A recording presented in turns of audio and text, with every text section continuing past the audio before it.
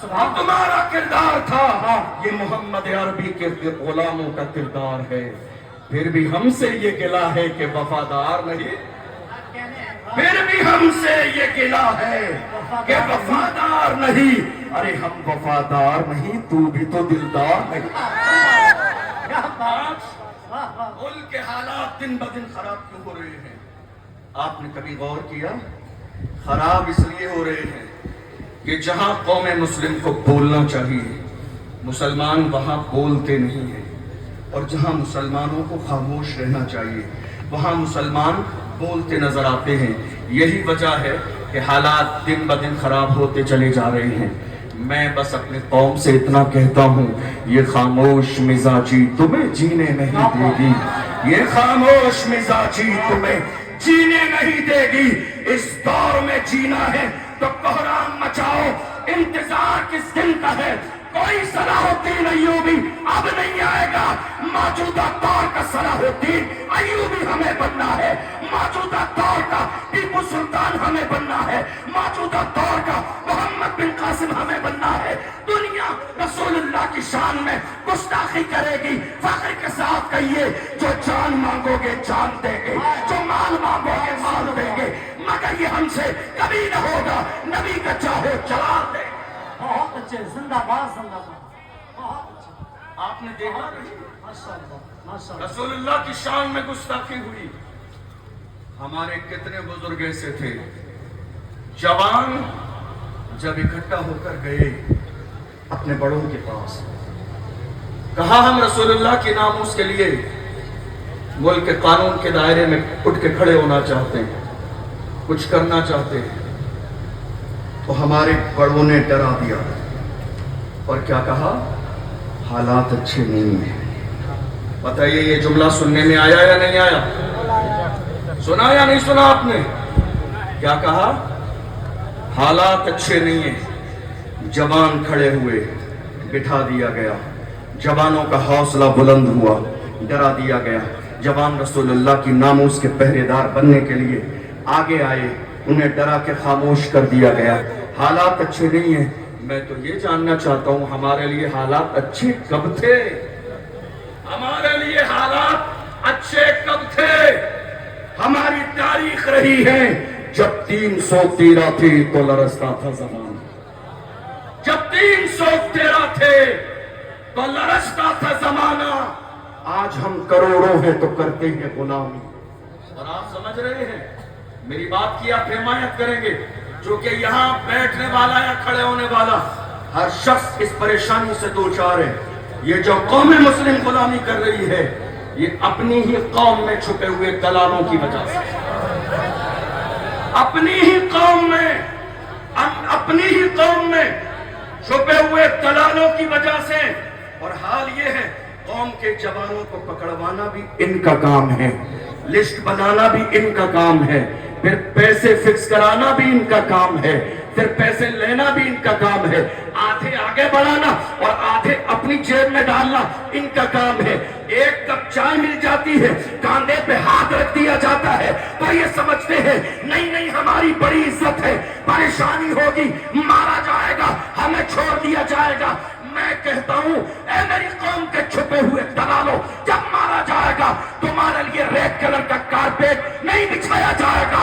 Doctor Rahat Indori نے کہا تھا لگے گی آگ تو آئیں گے گھر کئی صدمے، یہاں پہ صرف ہمارا مکان توڑنا۔ جو آج صاحب مسند ہیں کل نہیں ہوں گے، کرائے دار ہیں ذاتی مقام تھوڑی ہے، سبھی کا خون ہے شامل یہاں کی مٹی میں، کسی کے باپ کا ہندوستان تھوڑی ہے۔ سبھی کا خون ہے شامل یہاں کی مٹی میں، کسی کے باپ کا ہندوستان تھوڑی ہے۔ آج حالات ہماری نگاہوں کے سامنے ہیں، ہم دیکھ رہے ہیں۔ نعرہ تکبیر، نعرہ رسالت۔ فرمایا اس قوم کے جوان ہوتے ہیں، جی حضرت۔ جوان اگر صحیح راستے پر ہوتے ہیں تو قوم عزت کی زندگی گزارتی ہیں، اور اگر جوان برائی کے راستے پہ چلے جائیں تو وہ قوم ذلیل اور رسوا ہو جاتی ہے۔ حیرانی کی بات یہ ہے کہ یہ قیمتی سرمایہ جوانوں کی شکل میں بڑی تعداد میں ہندوستان میں ہمارے پاس موجود ہے، مگر افسوسناک صورتحال یہ ہے کہ ہماری قوم کے جوان کہاں ہیں؟ دیکھ لیجئے، رات کے 3 بجے شراب کے ٹھیکے پر، رات کے 4 بجے زنا کے اڈے پر، رات کے 5 بجے سٹا لگانے میں۔ یاد رکھیے گا، ایک طرف آپ یہ سارے غلط کام کرتے رہیں اور دوسری طرف کہیں حضور کا دامن نہیں چھوڑوں گا، تو یہ دو الگ باتیں ہیں۔ جس قوم کے جوان ہدایت کے راستے پر آ جاتے ہیں تو قوم زندہ و تابندہ ہو جاتی ہے۔ جو حال آج میری قوم کے جوانوں کا ہے، کسی بھی دور میں میری قوم کے جوانوں کا یہ حال نہیں تھا۔ میرے قوم کے جوانوں کی تاریخ اگر جاننی ہے تو ڈاکٹر اقبال سے پوچھئے۔ ڈاکٹر اقبال نے کہا میری قوم کے جوان کیسے تھے؟ فرمایا جوان ایسے تھے، ڈر نہ سکتے تھے اگر جنگ میں اڑ جاتے تھے، پاؤں شیروں کے بھی میدان سے اکھڑ جاتے تھے، تجھ سے سرکش ہوا کوئی تو بگڑ جاتے تھے، تیر کیا چیز ہے ہم توپ سے لڑ جاتے تھے، شاہ آنکھوں میں رجستی تھی جہاداروں کی، کلمہ پڑھتے تھے ہم چھاؤں میں تلواروں کی، ہم جو جیتے تھے تو جنگوں کی مصیبت کے لیے یا رسول اللہ، اور مرتے تھے تیرے نام کی عظمت کے لیے۔ دشت تو دشت ہے، دریا بھی نہ چھوڑے ہم نے، بحر ظلمات میں دوڑا دیے کھوڑے ہم نے۔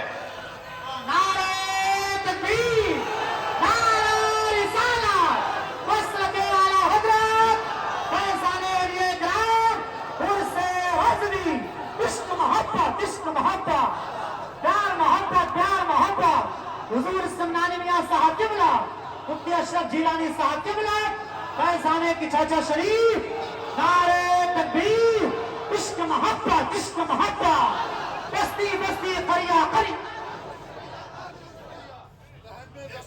ہمارے لیے، ہمارے لیے، ہمارے لیے، ہمارے لیے، ہمارے لیے، ہمارے لیے، ہمارے لیے، ہماری زبان یہ سرکار کے لیے تو ہمارا جینا کامیاب، اور ہم سرکار کے لیے مرے تو ہمارا مرنا کامیاب۔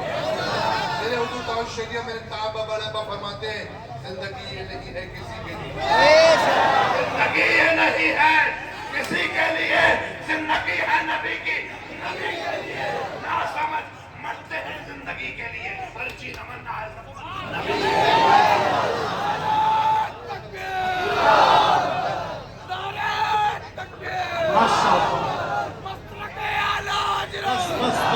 ہو گیا تقریر سنیں ماشاءاللہ۔ حضرات آج حالات یہ ہیں، لگاتار یہ پلاننگ کی جا رہی ہے رسول اللہ کی شان میں گستاخی کی جائے اور پیغمبر کی عظمت کو گھٹا دیے جائے۔ بس 2-4 منٹ آپ کے لے رہا ہوں، بات مکمل ہونے لگی ہے۔ لوگ کوشش کر رہے ہیں ملک کے کونے کونے پر کہ پیغمبر کی شان میں گستاخی کرو تو پیغمبر کی شان گھٹ جائے گی۔ میں کہتا ہوں بے وقوفو، تمہارے چاہنے سے شان گھٹ جائے گی۔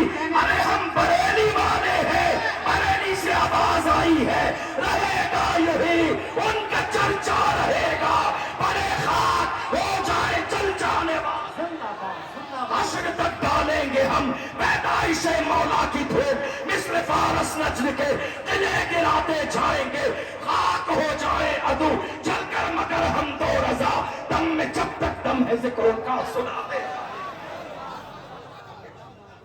حضرات آخری 2 جملے سن لیجئے، آخری بات، اپنے سینوں سے خوف نکال دیجئے، اپنے سینوں سے ڈر نکال دیجئے۔ اللہ نے موت کا وقت مقرر کر دیا ہے، نہ ایک لمحہ پہلے آئے گی نہ ایک لمحہ بعد میں آئے گی۔ اور یاد رکھیے گا ہماری یہ تاریخ رہی ہے بغداد کی سرزمین پر، حضرت آخری 2 جملے دے رہا ہوں، بغداد معلیٰ کی سرزمین پر حضرت امام موسیٰ کاظم کو جب خلیفہ کے دربار میں بلایا گیا تھا، انہیں ذلیل کرنے کے لیے آئے، پیروں میں عالی شان جوتے پہن کر اتنے بڑے مجمع میں خلیفہ نے کہا دیکھو یہ رسول اللہ کے شہزادے ہیں، عاجزی نام کی کوئی چیز نہیں ہے، پیروں میں عالی شان جوتے پہن کر آئے ہیں۔ توجہ ہے آپ کی، آخری جملہ توجہ ہے آپ کی، کہا دیکھئے پیروں میں عالی شان جوتے پہن کر آئے ہیں۔ اس وقت میں امام موسیٰ کاظم نے فرمایا ہمارا تیور کیا تھے، ہمارا لیول کیا تھا؟ امام موسیٰ کاظم نے پیر کی طرف اشارہ کر کے فرمایا او نادان، ہم مصطفیٰ کی اولاد اپنے پیروں میں عالی شان جوتے اس لیے پہنتے ہیں تاکہ जूतों पे रहे, तुम जैसों की नजर हमारे जूतों पे रहे, तुम इस काबिल नहीं हो कि हमारी पेशानी दे।